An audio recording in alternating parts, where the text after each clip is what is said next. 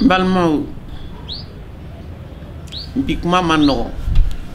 bi kuma in ka gɛlɛn ma mais bi kuma ye wajibi ye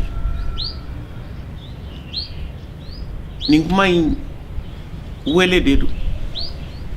n bɛ wele min bila maliyɛnw ma minnu bɛ mali kɔnɔ ani minnu bɛ mali kɔ kan n bɛ wele in bila an balimaw ma minnu bɛ jamana wɛrɛw kɔnɔ farafinna jamanaw n'u dusu tiɲɛnen don bi n'u b'a nɔfɛ kɛlɛ la n'u kɛlen bɛ k'a jira k'a fɔ yɛrɛ kɛlɛ de don parce que min y'anw sɔrɔ bi a juru b'u bɛɛ la a juru b'u bɛɛ la kun min na n bɛ n'o fɔ faama tɔw sɔnna ni jɔnya baara min ma ka jɛ mali la u ma yilan yilan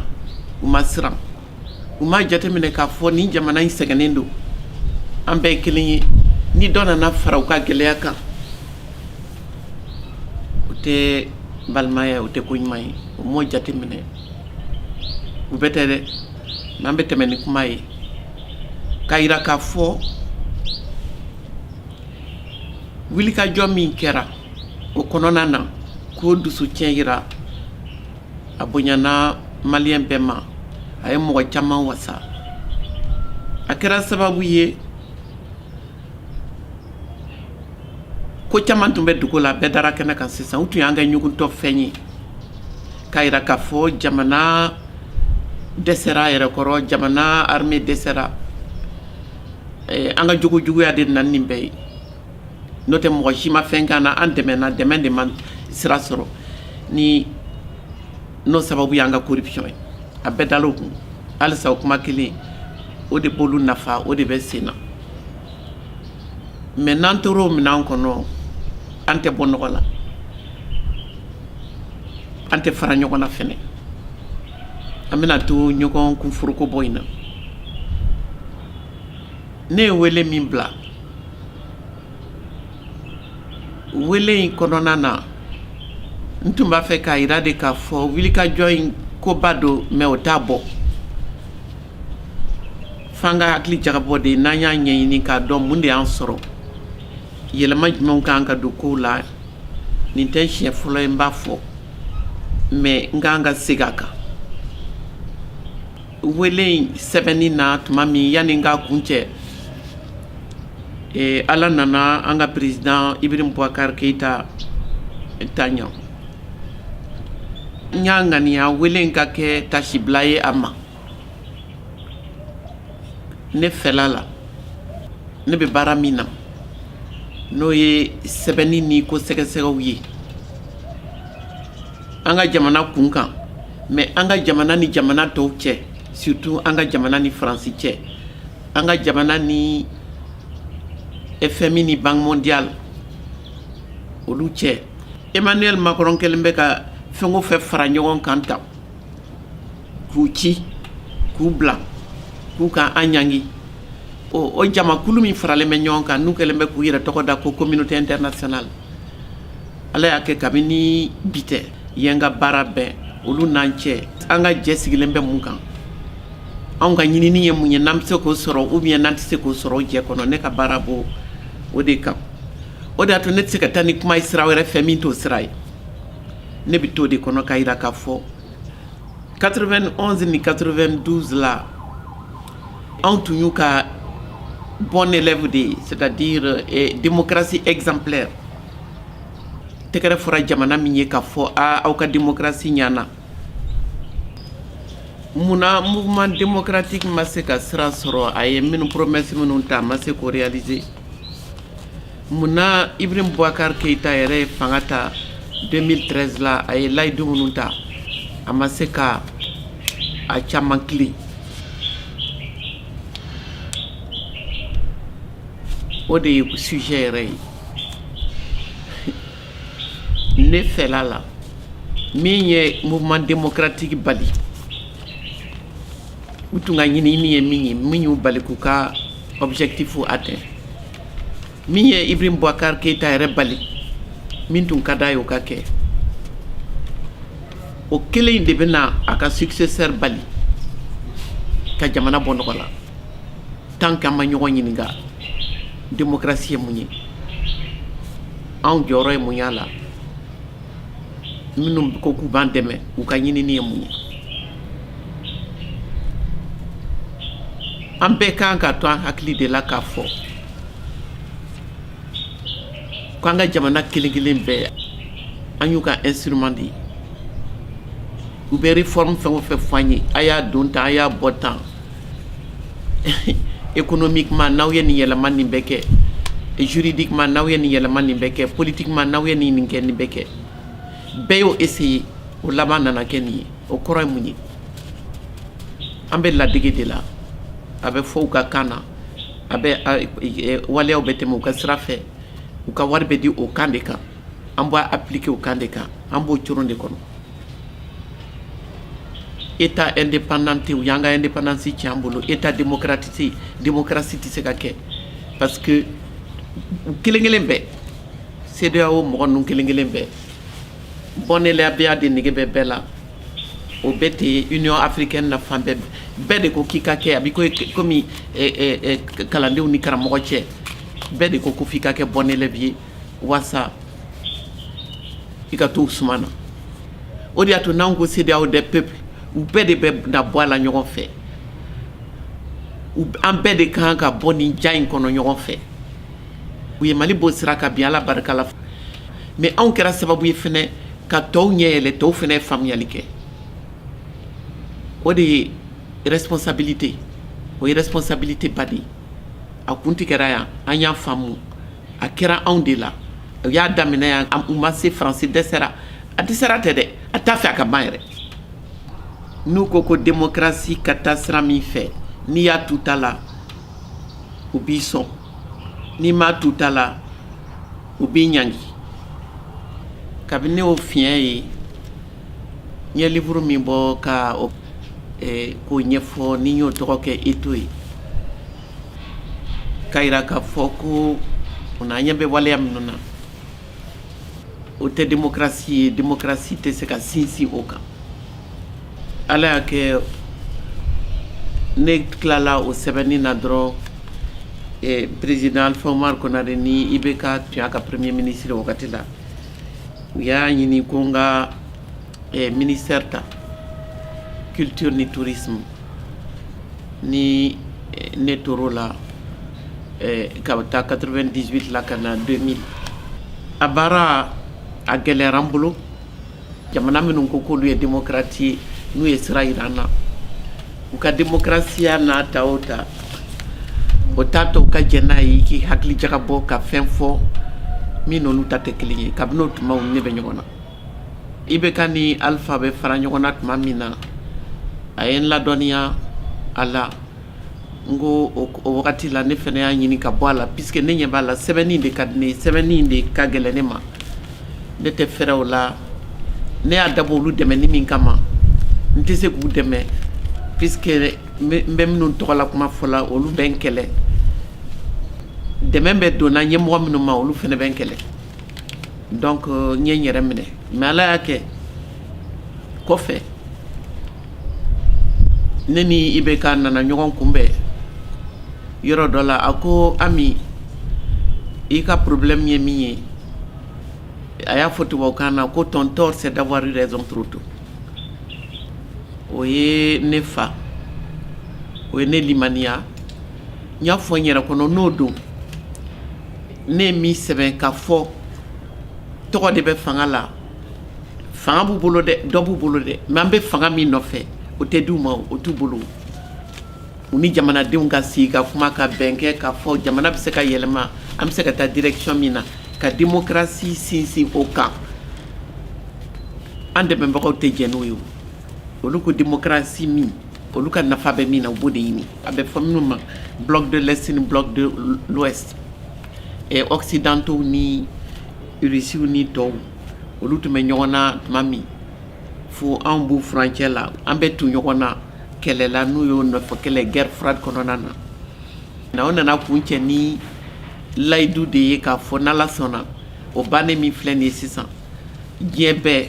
an bɛɛ bɛna don da kelen fɛ an bɛ bɔ da kelen fɛ an bɛɛ bɛ kɛ démocratie ye droit de l'homme ko bɛɛ ɲana a bɛɛ banna sisan Russie la ci la an bɛɛ bɛna kɛ kelen ye a sinsin bɛna kɛ jago ye bɛɛ b'i ta sɔrɔ mɔgɔw bɛ se ka taa mɔgɔw bɛ se ka na o ma bɔ a sira fɛ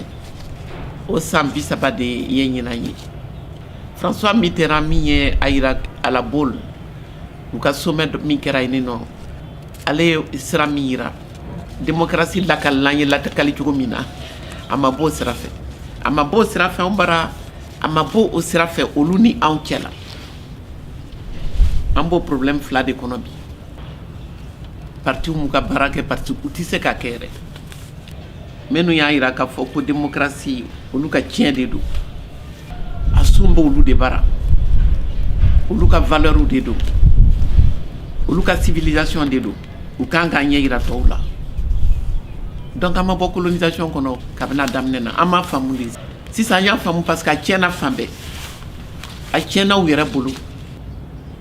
n'u ko k'an ka taa voter an ka fɔ an sɔnna mais vote kɔnɔna na kalafili kɔnɔna na a ka kɛ sababu ye an ka minnu bɛ fanga nɔfɛ k'u ɲininka puisque économie taabolo ye nin ye u ko suguba don sugu belebele ko bɛɛ b'i ta sɔrɔ comme anw t'an ta sɔrɔ la anw denw de bɛ bateau kɔnɔ olu de bɛ tolajiw la olu de bɛ gɛn olu de bɛ ɲani olu de bɛ kasow la siyako dara kɛnɛ kan sisan u ka système ni kabini traite négrière la ka taa jɔnya k'u yɛrɛ bara fo ka taa se bi ma an ma lafiya an bolola sɔnna an m'an sago sɔrɔ a kɔnɔ n'i ye réflexion kɛ Mali kan ka kɛ an ka jamana kelen kelen bɛɛ kan k'i pan o yɔrɔ kunna i ma foyi faamu i b'i kun fɛ anw k'o de ma an ka kɛlɛ in na que racisme systémique racisme de don fɛn o fɛn bɛ ka kan na jɔnmaya kɛlɛ de don fɛn bɛ ninnu bolo an ka fisa n'u ye an b'a bɔ su la an b'a bɔ su la diplomatie la keguya la n'an ma se k'a sɔrɔ a bɛ kɛ kolo ni fasa ye an bɛ marifa ta an bɛ don u kan ni marifa ye an bɛ kɛlɛbolo sigi k'a fɔ olu de ka kɛlɛ don fo k'a kɛ wajibi la pendant k'u bɛ ka ɲɔgɔn kunforoko bɔ an b'a organiser ka t'u ka fɛnw piller an b'o processus de kɔnɔ bi min dara jamana kan o de dara IBK yɛrɛ kan a bɛ degun de kɔnɔ i bɛ fanga ta contexte min kɔnɔ anw ka contexte ni contexte particulier de don inédit a ma kɛ yɔrɔ si i bɛ fanga ta a bɛ fɔ k'i ka situation min gérer e t'a dɔn min b'i ɲɛ e t'a dɔn min b'a kɔnɔ parce que a dabirilen don u m'a f'i ɲɛna u ko de k'u nana ko ka n'i sauver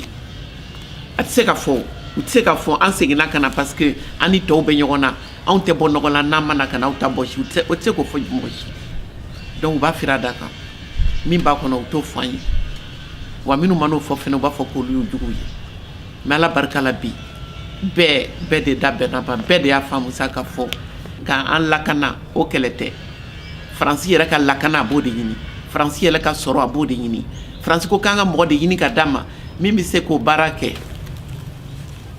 élection ka kɛ sisan a kana tɛmɛ février kan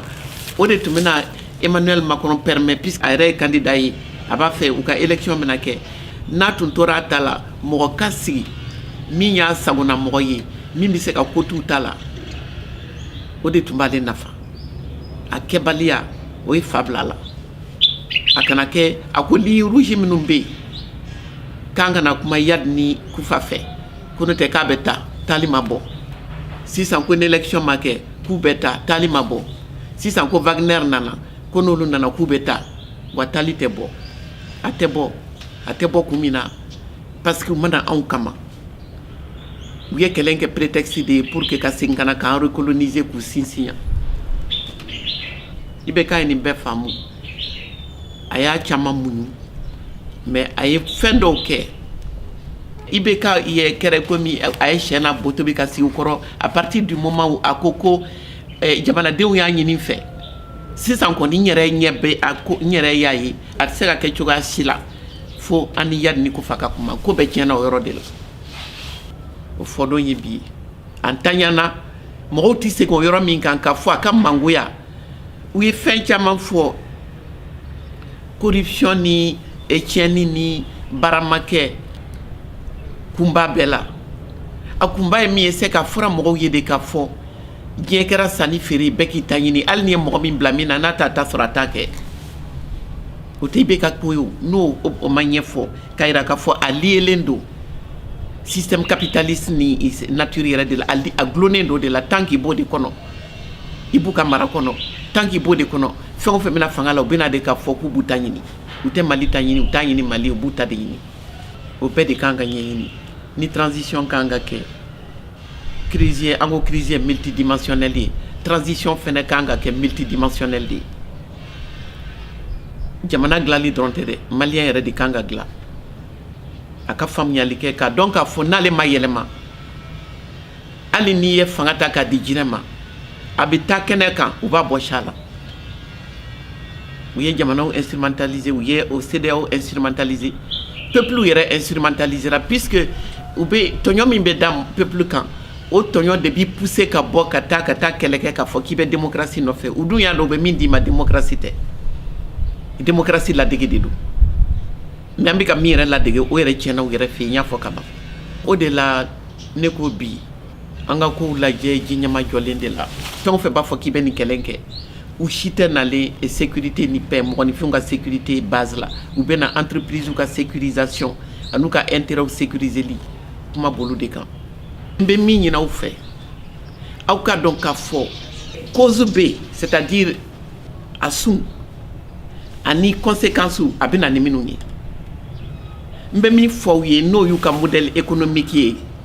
n'u b'a fɔ o ma ko mondialisation n'anw b'o kɛlɛ la ko mondialisation néolibérale n'o o ko bɛɛ ye wari de ye hali n'i ye nɛgɛ ta i ɲin na olu u ko wari de ye hali n'u bɛ tagama bɛɛ su kan yan ni nɔ walasa olu yɛrɛ ka entreprise ka marché u ka lafiya mais hali yen ni nɔ n'an ma se ka fɛn faamu an yɛrɛ ka situation na n'an y'olu ka situation lajɛ an b'an ta faamu o de y'a to transition ye ni transition si man kan une transition de rupture parce que an y'a faamu tɔw b'an lajɛ tɔw ka juru b'an na dɛ minnu b'an dɛmɛ na n'u b'an an balima minnu bɛ k'an dɛmɛ n'an dɛmɛbagaw u bɛ k'an lamɛnna de anw bɛ ka mun f'u ye an bɛ se ka min f'u ye Maliko la n'an taara ka taa bɛɛ mɔmɔ ka di ɲɔgɔn ma k'a fɔ ko cɛ kelen k'o de ye jamana bali ka taa ɲɛ k'o de ye kɛlɛ bali ka ban ko tiɲɛni de kɛra corruption kɛra o bɛɛ kɛra o si ma ɲa o bɛɛ bɛ condamné an kan k'o condamné mais an bɛ se k'o bali cogo di an tɛ se k'o bali tant qu'an b'olu ka système in kɔnɔ u bɛ mɔgɔ de ɲini Macron y'a fɔ a ka so a yɛrɛ ka mɔgɔw ye ko ani minnu bɛ ɲɔgɔn na ko minnu ma sɔn boloci ma ko il va les emmerder jusqu'au bout a b'o de la yan a b'a fɛ ka Assimi Goïta an ka président ko emmerder jusqu'au bout mais o y'a sɔrɔ a n'a ka Jean-Yves Le Drian a n'a ka Florence Parly olu de ye IBK emmerder jusqu'au bout k'a ni tɔɔrɔ minɛ bolo ma sɔrɔ fanga la an ka démocratie sinsin ye min ye élection dɔrɔn bɛɛ ko élection de mɔgɔ si t'a ɲini ka taa ni kuma ye nin sira fɛ k'a dɔn k'a fɔ est ce que n'ale bɔra yen ni mɔgɔ wɛrɛ nana o bɛ se a dɛsɛra min na o bɛ se k'o dilan wa o tɛ se o an bɛ se u bɛ ka ɲɔgɔn ɲininka bi ko est ce que situation min créelen filɛ nin ye a bɛna kuncɛ cogo min puisque wari bɛna gɛlɛya fɛn bɛɛ bɛna gɛlɛya yɛlɛma tuma de sera transition b'a fɛ ko a caman ɲɛɲini n ye wele in titre kɛ de grâce abandonnée nous puisque ko n'u y'a taara ko n'olu tuma na ko Mali yɛrɛ tun tɛ exister bilen ko n'u taara o y'an ta tiɲɛnen mais comme u yɛrɛ ta ma ɲɛnabɔ ne k'o de la sa n ko vraiment ala ni tiɲɛ na u ka taa quoi u ka taa n'u ka marifaw n'u ka militaires ye u ka taa n'u ka franc CFA ye u ka taa n'u ka nkalon ye u ka taa n'u ka jɔnmaya ye u ka taa n'u ka racisme ye u k'an to an dama na u k'u to an yɛrɛ k'an débrouiller k'an hakili jagabɔ n'an bɛ se ka min k'an yɛrɛ ye an ka se k'o kɛ o hakilina fɛ ka fɔ aw ye k'a ɲini aw fɛ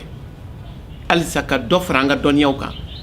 min b'an permet an kana ɲɔgɔn labila u ye n bɛna kuma kuncɛ n'o ye k'a yira k'a fɔ n ka foli bɛ IBK ye ne ko ni yafara ma bɛ dugawu k'a ye